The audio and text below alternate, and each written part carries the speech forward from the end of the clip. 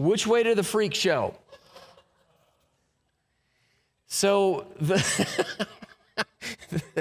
DNC is happening this week, and a couple of headlines came out a few days ago that are vomit-inducing.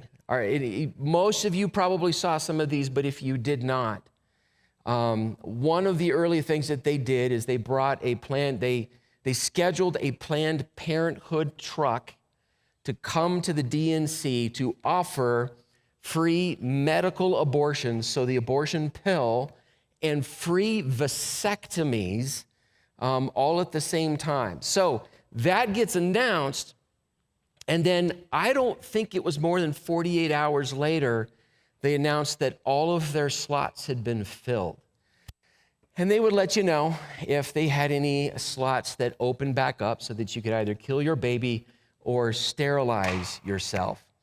Friends, the enemy comes to steal and kill and destroy.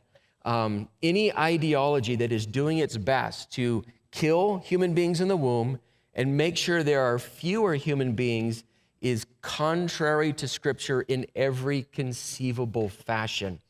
The earliest commands that Adam and Eve were given by God is that you have dominion over all the earth, to tend to it, to take care of it, and to fill the earth with human beings. We do not face an overpopulation problem.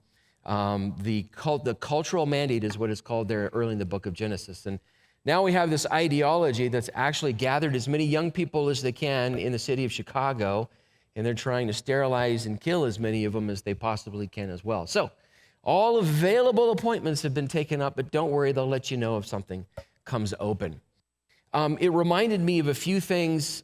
We've talked about this particular book, written in 1962. A French sociologist, philosopher, writes this book called Propaganda, about how propaganda works. This little section has always kind of stuck in my mind because of how he talks about propaganda works. The aim of modern propaganda is no longer to modify ideas, but to provoke action. It is no longer to change adherence to a doctrine, but to make the individual cling irrationally to a process of action. It is no longer to lead to a choice, but to loosen the reflexes. It is no longer to transform an opinion, but to arouse an active and mythical belief. It's not an argument. No one's trying to change your mind, he says, with propaganda. What they're trying to do is loosen your emotional reflexes to things and get you engaged with something that will commit you to a value system. This is something that's incredibly important when it comes to topics like this. You can believe something. You can honestly believe something. You hold a thought or an idea or a conviction in your mind, and you're committed to it to a certain degree. At least you think you're committed to it. When you act on that belief, you commit yourself on a whole other level. You're pro-choice. Well, let's bring in some people who will test that conviction. Are you willing to kill the baby that's in your womb? And as soon as you are, you commit yourself to a belief. You engage. And the rational side of things slips into the background, and the emotional reaction, the mythical construct that is created, comes to the forefront. And that acts as your defense against your behavior and against your belief, is that you have somehow, in one way or another, you've engaged in action in service of propaganda. So getting people to do this, and notice this as well on the side of that bus. Healthcare, no matter where. Nothing that they did inside of that bus is healthcare. But you see, what we're not dealing with thoughts and opinions. We're dealing with mythology, with behavior, and with emotions. This is just how propaganda works. So the biblical model is completely different when it comes to how we are shaped and formed, right? Hebrews 12:2, do not be conformed to this world, but be transformed by the renewal of your mind. Now we're talking about how we think, that by testing you may discern what is the will of God. And so we act on what we know about God, what is good and acceptable and perfect. Then in Ephesians chapter 4, verses 22 through 24, to put off your old self, which belongs to your former manner of life, the way you used to live, the things you used to do, and is corrupt through deceitful desires. Your emotions were twisted, and to be renewed in the spirit of your minds, and to put on the new self, created after the likeness of God in true righteousness and holiness.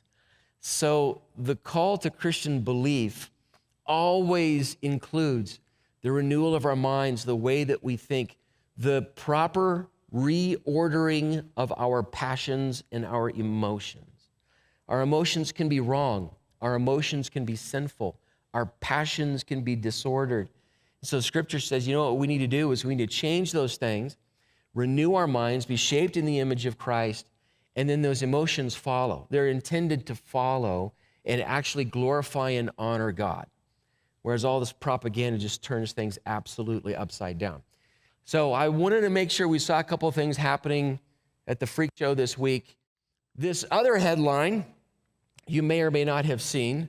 The official Church of England has gone off the ranch quite a while ago. And so they have just recently decided that they're going to start getting rid of the word church because it's a little regressive, it's old, and it's offensive to a lot of people. It carries all these colonialist overtones and so forth. And so we're going to start getting rid of the word church inside of the Church of England. There it is, right? It's kind of hard to get away from. Well, as I've read things, they have not yet settled on what is going to actually replace church, but they are right now using the phrase new things. So this second one down here on the left comes from some commentary. A member of the Church of England is talking about, well, they're trying to get rid of the word church for every parish. The Church of England is a parish model. So what they do is they've replaced it with new things. I kid you not, new things. A recent study has reported in Church Times the word church, if you can still use that word, across 11 dioceses of the Church of England, see it's tricky to avoid, has found that in the past 10 years, about 900 new things have started. New things, not church, new things have started, right? So we've got to start getting rid of this word because there's some people who don't like it. It's old, it's antiquated, it's irrelevant. Friends, these kinds of waves hit the shores of the church just kind of over and over again.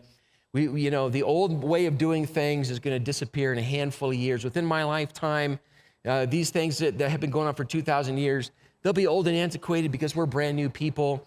I still remember reading a book by a young pastor 20 years ago who said that within 30 years, the traditional church model will be done. No one will be preaching sermons anymore. We'll be sitting around in circles and, discussing our feelings. So he was wrong, right? But people do this constantly with church stuff. So now the Church of England is looking for a different word. So on the right there, this hit the news, and it made a lot of folks, especially folks kind of in the Catholic tradition, really upset. And there are reasons that this is significant, that the city of Florence, just so you know, there's no new land in the city of Florence, and the Catholic Church owns a lot of the property in Florence, and they have just recently decided to sell some of their land for a mosque, the first mosque in Florence, Italy, a traditionally very Catholic city, in the name of religious pluralism. All these people, should have a right to be able to worship wherever they want to. And if you read the article itself, it puts it in it loads the language. We shouldn't force these people to pray in their garages and basements.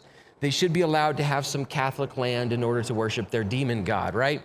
So this is the way that it's put. The Catholic Church has resisted the rise of Islam for a very long time, and now we've got them just actually selling land back now to mosques and so forth. So there's some corners in the world where the church is doing some crazy things. Is the word church a nothing word? Is it just a word that we have? We've just sort of grabbed it from history. We could grab any other word that we want to. Can we actually get rid of that word and we still sort of mean what we mean? Well, the concept of church, the word church inside of Scripture, is a very precious and powerful theological notion inside of God's Word. So the church, as a word and as a theological entity, doesn't show up as an earthly reality until the New Testament, especially the day of Pentecost in Acts chapter 2. There's the concept of the people of God in the Old Testament, but theologically there are some significant differences. So the church is something specific. The word in the New Testament Greek that's used most often to refer to the church is the word ecclesia, right? The normal, non-biblical treatment of the word ecclesia is just an assembly or a gathering. So when the word ecclesia comes into the New Testament, they're grabbing a word that they would have known in their Greek world as a gathering, group of people who have gathered together for a specific reason. One of the reasons this word becomes so important to the church is that the early church and the New Testament church takes a common word, puts it in the context of the worship of God, and fills that word with theological meaning. So we're not, in the New Testament, it doesn't say ecclesia in the sense of, well, we're just a bunch of people who gather together because we do similar things. We gather as the ecclesia because we're the people of God who are worshiping God. So it's a specific theological term, right? So ecclesiology is a theology of the church and how it works. And the Greek translators even use the word ecclesia to translate the Old Testament people of God inside of the New Testament, right? So it is a theological term for us. And Christ's relationship to the church, the ecclesia, is specific and it is significant. You can go through a lot of these in Scripture. That Jesus Christ founds the church. He uses the term in Matthew 16:18. He purchases it with his blood. The church is a precious thing. In Acts 20:28, he identifies himself with it in Acts chapter 9. Jesus gets a hold of Paul, who's persecuting the church, and he says, "Why are you persecuting me?" Right? We're the body of Christ as the church. The church is the dwelling place of the Spirit of God, 1 Corinthians 3. And the church is the chief instrument of glorifying God in this world. So we can't get rid of the word church, right?